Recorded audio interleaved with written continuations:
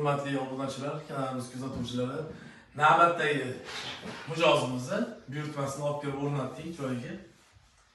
Ushbu shkafimiz 330 ga, balandligi 280 tashkil qiladi do'stlar. Fasad qismini akril materialdan yasaganmiz. Eshigimizni o'zini razmeri 265 sm tashkil qiladi. Hop, korpuslarini Kashmir rossiyskiy laminatdan yasaganmiz. 100% PVH krom qo'yganmiz. Endi ishlarni ko'rishingiz mumkin do'stlar. Ochilishlari mana Luchida mexanizmdan foydalanganmiz, ana prostoylardan foydalanmaganmiz. Ochilishlarini ko'rishingiz mumkin. Bu yerga mana shkaf qilib qo'ydik. Tepasi antresoli ichida bo'lgan. Mana bu tag qismi ko'rishingiz mumkin. Mana hozir bitta ko'rsatamiz. Tortmalarimiz har doimgidek o'sha tandem mexanizm, skriti, mana ko'rinmaydi. Taglari ham o'zini materialdan DPP ishlatilmagan mana. Yopilishlari juda yengil ochib yopiladi do'stlar. Xo'p, bu yerda endi balandligi mana shunday vishilkani qo'yganmiz. Endi bunisini bu yerga olamiz. Mana ochib yopilishlarini bir qator e'tibor berasizlar. Umuman shum degan narsa yo'q. Bo'lmasa mana shu eshigimiz razmeri hozir 265 bo'ladigan bo'lsa, meniki 45-50 kilo vazni bor mana shu eshigimizni.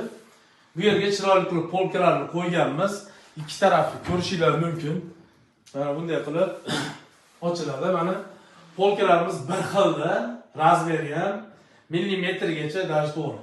Tag qismiga o'sha oyoq kiyimlariga qo'yilgan releslarimiz ham original, yaxshi releslardan qo'yganmiz.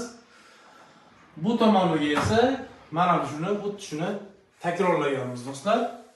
Ko'rishingiz mumkin. Mana bunga ham xuddi shunday tandem mexanizmlar qo'yganmiz. 70 kiloda ko'taradi. Bu degani uzoqroq xizmat qiladi. Xudo xolasa ko'rishingiz cho'tka qilib yasab berdik do'stlar.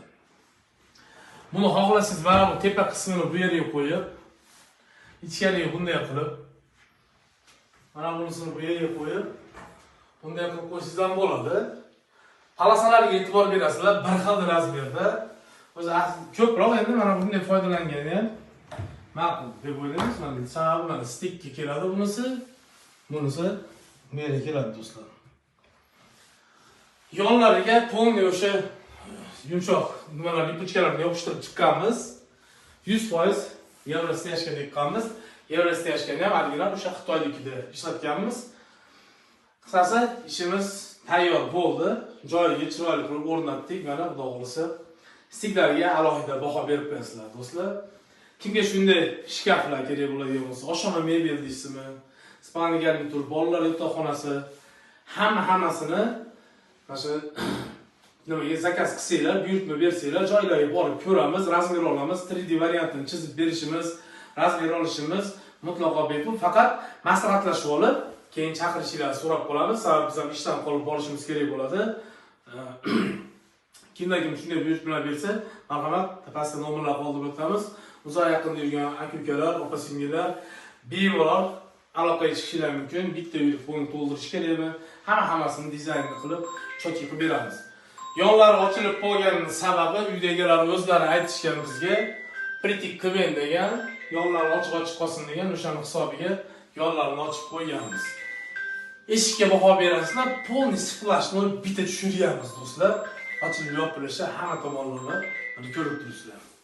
Demak, sizlar bilan Yevromebel bo'ldi. Ya'ni YouTube orqali ko'rishguncha sog' bo'linglar deb qolamiz. Обязательно like tugmasini bosib qo'yish esdan chiqmasin. Sog' bo'linglar.